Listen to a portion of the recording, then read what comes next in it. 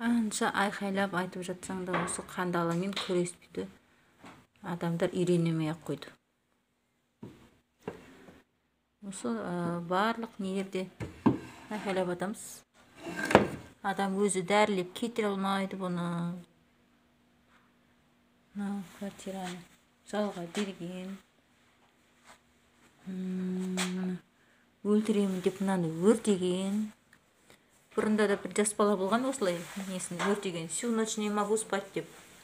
Бұлар да солай түнмен не қылмағанда өртеген түрлері ғой.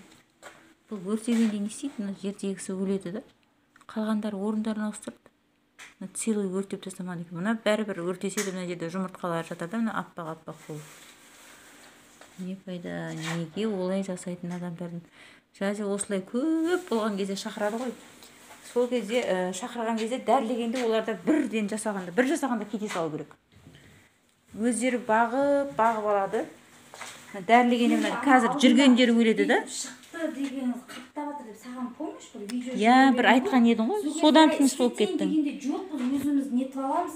Біздің баратын жеріміз жоқ. Мен айттым ғой енді бір. Бір аптаға 10 күнге босатыңыздар дегенмін ғой. Алай болса солай ақтаған. Мынау ше розетка ма бір нәрсе тұра берсін ба? Не ол? Розеткалер Тұра берсін. Тұра берсін.